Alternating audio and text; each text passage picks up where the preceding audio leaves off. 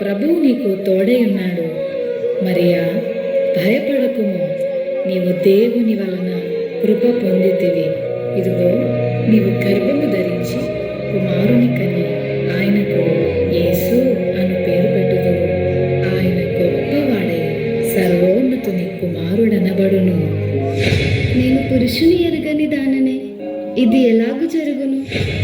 పరిశుద్ధాత్మ నీ మీదికి వచ్చును, సర్వోన్నతుని శక్తి నిన్ను కమ్ముకొనును గనుక పుట్టబోవు శిశువు పరిశుద్ధుడై దేవుని కుమారుడనబడును. ప్రభు దాసురాలను, నీ మాట చెప్పున నాకు జరుగునుగాక.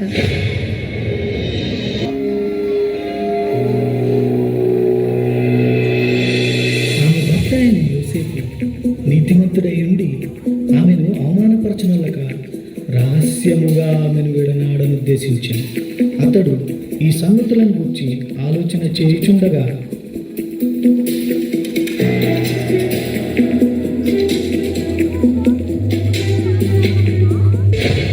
దావీదు కుమారుడైన యోసేపు, నీ భార్య అయిన మరియను చేర్చుకొనుటకు భయపడకుము. ఆమె గర్భము ధరించినది పరిశుద్ధాత్మ వలన కలిగినది. ఆమె ఒక కుమారుని కనును.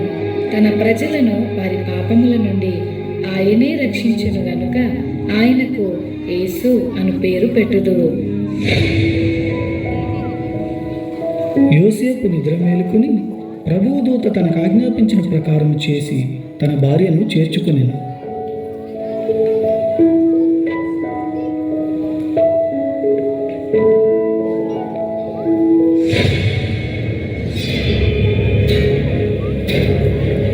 ఇందు మూలముగా 50 మంది ప్రజలకు తెలియజేయమనగా ప్రజల సంఖ్య రాయవలనని కైసర్ ఆగుస్తూ నిర్ణయించడం వలన ప్రజలంతా తమ తమ స్వగ్రామాలకు వెళ్ళి ప్రజా సంఖ్య రాయించుకోవాల్సిందిగా తెలియజేయడమైనది.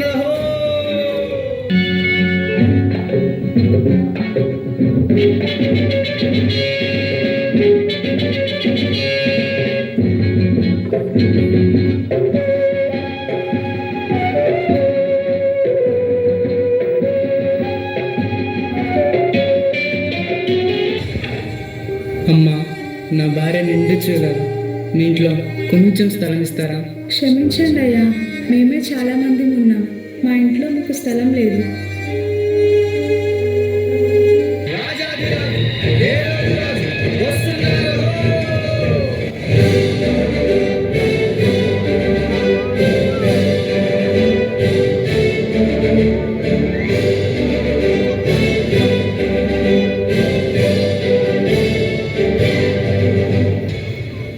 రాజైన హేరోదు దినములలో యూదా దేశపు బెత్లెహేములో యేసు పుట్టిన పిమ్మట, ఇదిగో, తూర్పు దేశ జ్ఞానులు యెరూషలేముకు వచ్చి, యూదుల రాజుగా పుట్టినవాడు ఎక్కడా?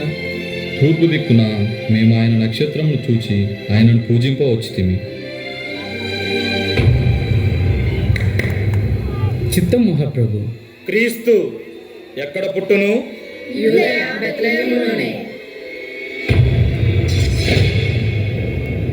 సరే, మీరు వెళ్ళి ఆ శిశువు విషయమై జాగ్రత్తగా తెలుసుకొనగానే నేను వచ్చి ఆయనను పూజించినట్లు నాకు వర్తమానము తండి.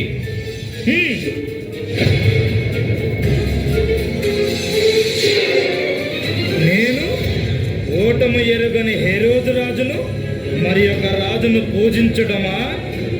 అసంభవం.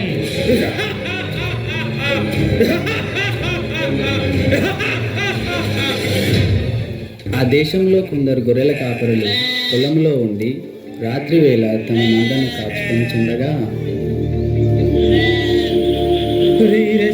ఈసారి చంపేస్తుందిరా, ఈసారికి గొర్రెలెట్ చేస్తా ఏట్రా మళ్ళీ ఈరేసా?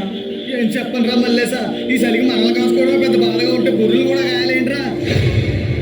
భయపడకుడి, ఇదిగో ప్రజలందరికీ కలుగబో మహా